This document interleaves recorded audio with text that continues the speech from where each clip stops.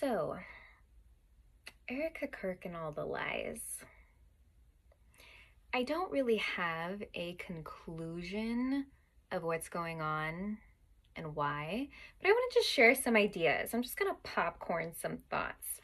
So, to begin, I am under the impression that Erika Kirk, Kim Kardashian, and Beyonce Knowles are all creations of the same beast. To me, their mothers, Tina Knowles, Kris Jenner, and Lori Franzwe, are all cut from the same cloth. I feel like all three of those women created corrupt connections to get paydays, and they used their daughters for it, personally speaking. I don't think they were the only person in charge. I don't think it was strictly the mothers that did the whole dirty work, but I think they play a primary role. And it's interesting because when I think of Erika and the lies, it's so weird. It's so weird to me because they're painfully obvious. Like, it's weird to me because Erika is as cringe as she is. And she is, in my opinion, a pawn in a very corrupt system and corrupt group. And what throws me off, truly, is we have to remember that whether we like it or not, there is a level of intelligence to evil. In the words of Gigi Young, evil organizes itself, right?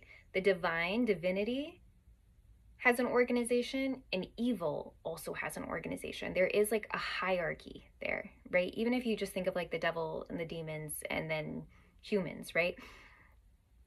There is a level of elaboration and sophistication that the world and corrupt leaders have used. There are systems in place. You know what I mean?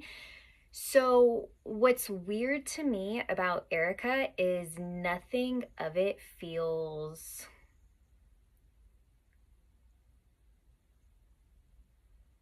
intelligent. And that's odd. I think that's odd.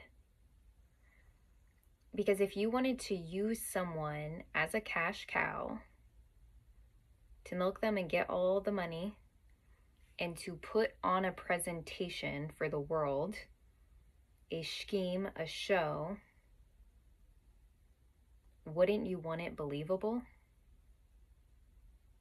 So on one end, we could think like, okay, actually, all of us are hip to this now. Like, we're waking up. We see what was presented as a charade in this fake show of like good things and characters and politicians being like Christian, great families and morality. Like, no, everyone was bought, everyone was scheming. Epstein had everyone in a fucking chokehold. Like, we don't buy that anymore. So on one end, it could just be that we're smarter. Okay, so that's like one theory. Like, okay, maybe perhaps all of this was playing out and the generations before us just took it. They didn't want to believe something more evil or corrupt was going on. So when it was just like, this is truly a grieving widow, all of you should just believe it's a grieving widow. Maybe generations prior just went along to get along, but you and I aren't doing that, okay? So maybe the facade was always this bogus, but in the past we didn't question it. I don't know. I don't know if I buy that. I really feel like it's too obvious. It's too, I don't even mean to be like this, but I'm going to say it's like too pathetic. It sincerely feels like people, like the handlers of Erika, she's not doing this on her own. This was not her idea. She was casted for this. She was casted this role. It sincerely feels like that kid, like that pageant kid who did not practice, who does not have any talent, and they told her backstage, they told her through practice, you don't even have to work hard, you just got it, everyone's gonna love you, you're gonna do great. And then they get on stage, they completely flop. The audience is like, WTF. She gets off stage and everyone's like, don't worry about it, you did great, you did so good. And then she wins first place. Everyone in the audience is like, this is bogus, what is this? And meanwhile, she has this illusion that the people around her are like, yay, look, you won. Do you see the trophy you got? Do you see the award? Do you see the crown? You actually won. But it was like Jimmy rigged the whole time. Like it wasn't based on merit. Like she didn't have any talent. And all of the competitors who did well, who worked hard, are like, what is this? This was rigged. That's what it feels like. And it's odd to me because it's just not believable. Nothing is believable. So here are some thoughts that came to mind. One, I thought of like the Balenciaga. Remember the Balenciaga scandal where they put that horrific cover in our faces of the toddler with the BDSM stuff? Remember that? And we know that Kim Kardashian has been like such a Balenciaga queen. Like I can't even look at Balenciaga anymore. Like I just can't do it after that scandal.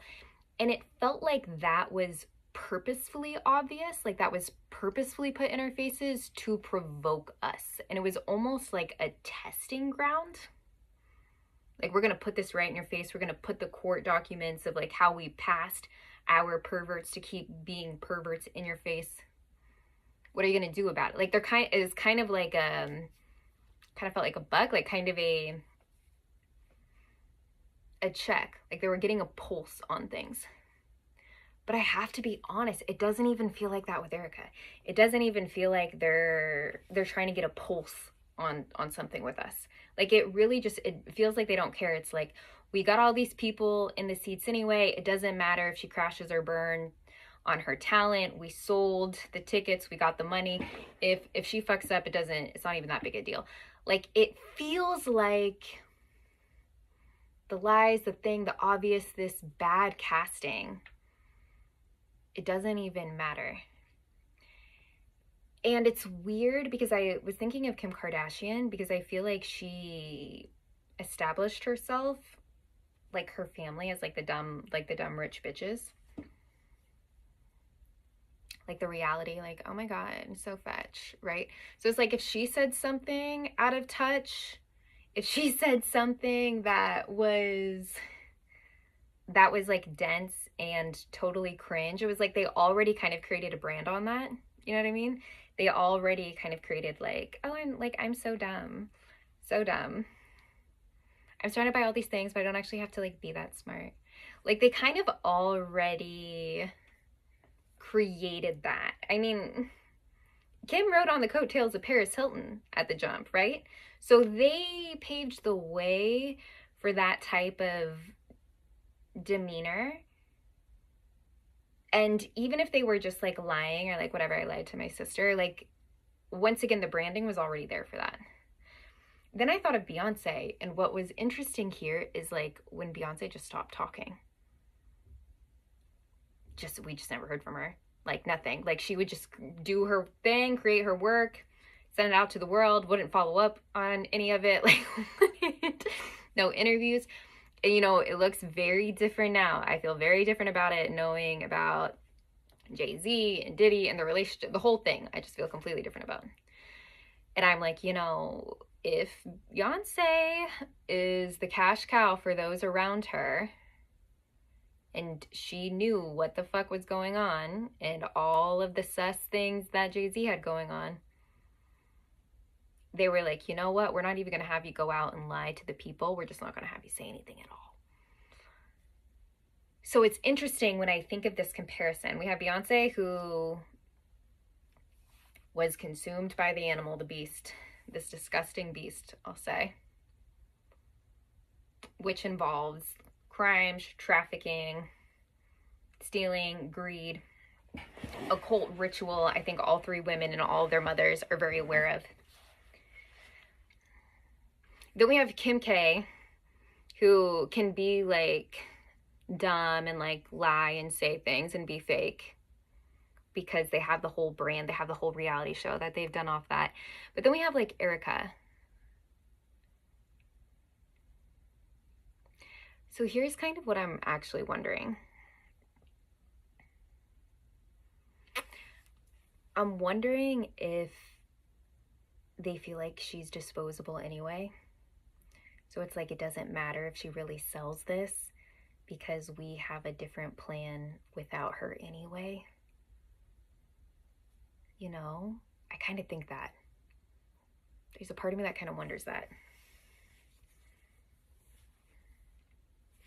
Because it really doesn't make sense. Why would you have someone put on a whole show so you can make money off of them, but what they're putting on isn't even believable and they're not going to make money after a period of time?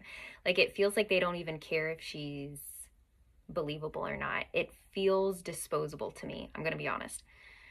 So that's like one thought I had. The other thought I haven't looked into as much, but like I said, I think part of the reality of these women and the mothers of these women, putting them in these specific positions, putting them in these rooms, giving them these dirty deals, having them negotiate and partner with sharks and just disgusting corruption. I can't shake. I feel like there is occult practices going on with all of them, with Kim, with Beyonce, and with Erika. I'm not gonna lie. I feel like when you're at this level and when these are the tiers, and if you have mothers connected to these certain connections, I feel like it's there. And if I think of black magicians in terms of like black magic, I think that's the appropriate term, excuse me, black magic, dark magicians. You know, they have this whole thing of humiliation rituals.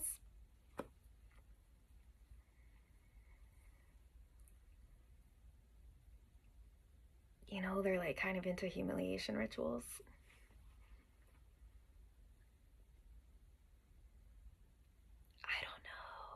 I don't know, guys.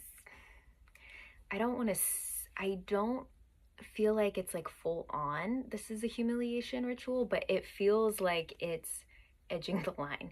It feels like it's like at the edge there. It's like the toes are right next to that line.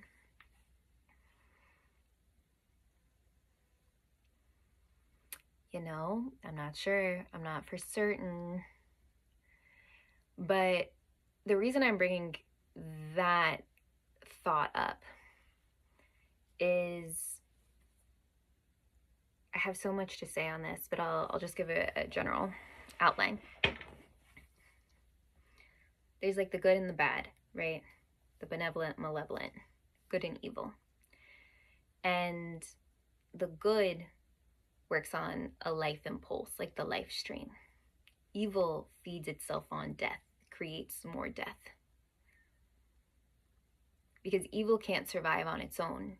When you're with God, when you have Christ within, when you are on the path of enlightenment, like whatever approach or language you're using, when you have that connection to like God or the higher source of power, you follow more life. Even when there's death, there's resurrection that brings more life. You're on the path of eternal life. Evil cannot sustain itself because it's dying. It's not alive. It's not evolving. It's devolving. It's devolution. That's why evil is live backwards.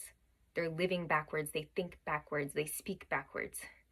They can't sustain on their own. They have to feed off of others. That's why dark and evil, it's vampiric, it's parasitic.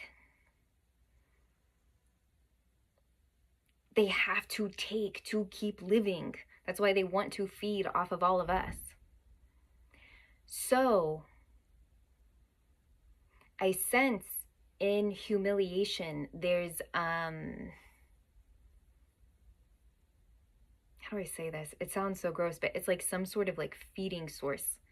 It's like the it's like something, it's like something dies, but not for the not for the sake of renewal, not for resurrection, not for redemption, right? When you renounce things, or when like there's different ego deaths, or when you make mistakes, it just propels you forward. That's like the life stream. It's like the death comes, but there's still renewal. When it's evil, it's just death for the sake of death. It's cruel. There is no purpose to that death. There is no higher path. There is no learning. There's nothing there. It's just cruel, and they feed off of it.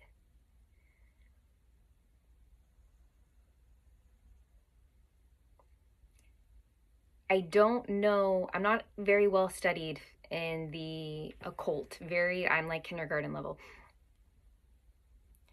But I sense part of the humiliation rituals is this like feeding ground. It's like the death of a reputation. It's like the death of character. It's like the death of being liked or part of the group. And once again, like in the divine expression, it's like you may exit groups, or you may go out on your own path, or you may be a trailblazer, but it's like in the name of God. It's in the name of like bringing more truth and life and love. But when you're humiliated by a group and you're disowned, and there's no higher point or purpose, it's just like a feeding frenzy. It feels so disgusting. That is part of what I wonder with Erika. Why are the lies this obvious? Do you know what I mean? Like, it doesn't make sense. It doesn't make sense because there is a level of organization that evil has that's very clever. Nothing about Erika is clever, and I can't make sense of why it's presented the way it's presented. But anyway, just some thoughts.